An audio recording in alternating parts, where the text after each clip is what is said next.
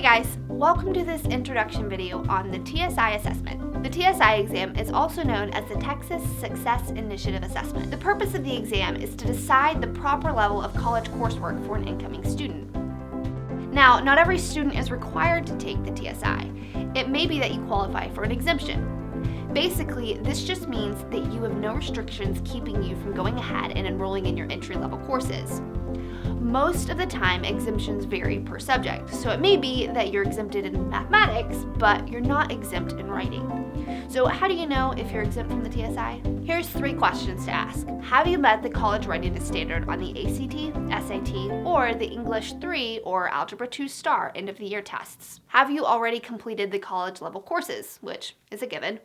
Or have you enrolled in a level 1 certification program, which is less than 43 semester credit hours? If you're not actually going to college to get a degree, then you don't need to take the TSI.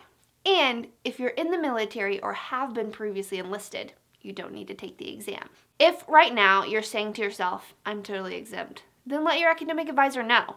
If you aren't sure and you're falling apart right now, then let your academic advisor know. They can help with that. Now, if you're not exempt from the TSIA, then you need to take the TSIA, obviously. When you go to take the test, you will actually have to take 3 different tests: mathematics, reading, and writing. However, remember that you may be exempt in one, but not the others, so consider that as well. But I'll be covering the content of each test in this video.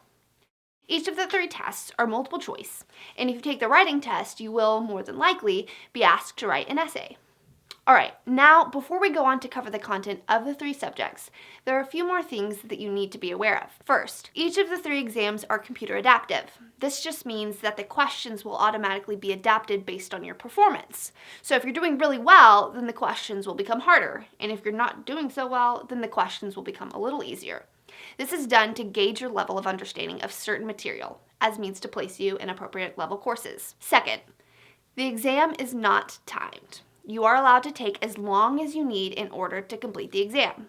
This works completely to your favor, and you should take full advantage of the time that you need to complete the test, especially since your results are what determine your placement.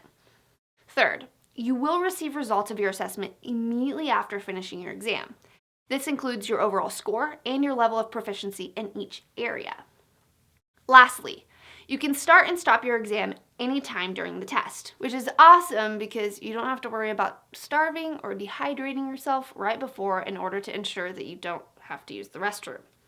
To start and stop the exam, you just hit the Save and Finish Later button. However, you are not allowed to stop the exam during the essay portion of the test. You must begin and finish the essay in the same session. If for some reason you just have to get up from the essay portion, then you will be asked to return within 13 days to finish. Now, if you are a student with a disability, just like almost every other testing facility, you will need to contact the disability service at the college or university. They will ask for identification as well as appropriate documentation that you will be required to provide. If you're a high school student, then you'll need to contact your school counselor.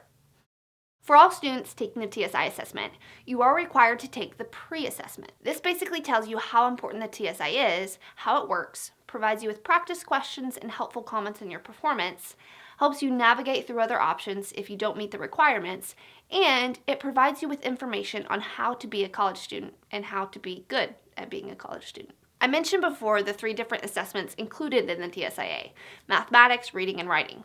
Now, let's take a closer look at what will be covered on each of these, starting with mathematics. The mathematics portion of the TSI assessment is, like I said, multiple choice with 40 questions.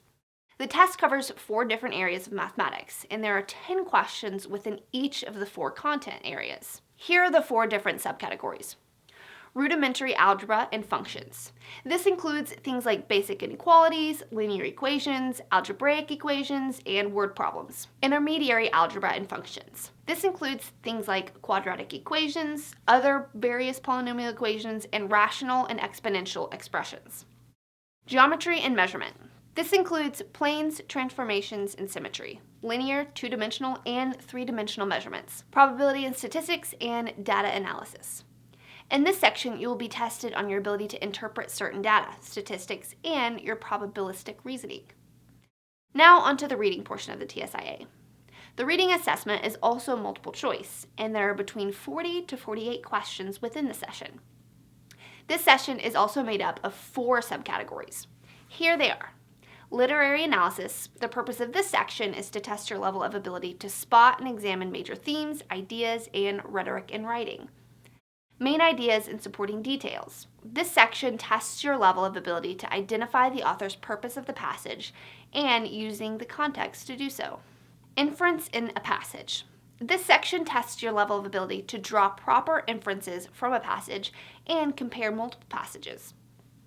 Author's use of language. This section tests your level of ability to recognize the author's tone, rhetorical strategies, and identifying the supporting evidence in order to make those claims. And then the last assessment is the writing TSIA. This portion of the assessment also contains 4 different subcategories that you will be tested on, and like the reading portion, it contains 40 to 48 questions.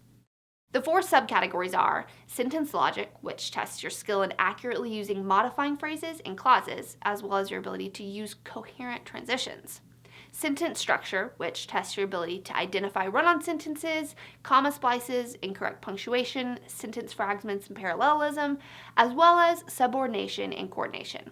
Essay revision tests your skills in using logical, organized, and appropriate word choice, as well as how well you can use rhetorical devices.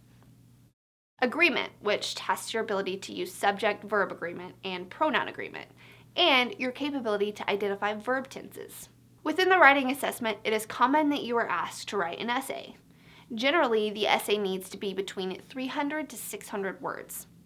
The essay should be 5 paragraphs and is a persuasive essay on commonly disputed topics. What they're looking for from you in this section is that you can make your main idea clear and use proper English and grammar.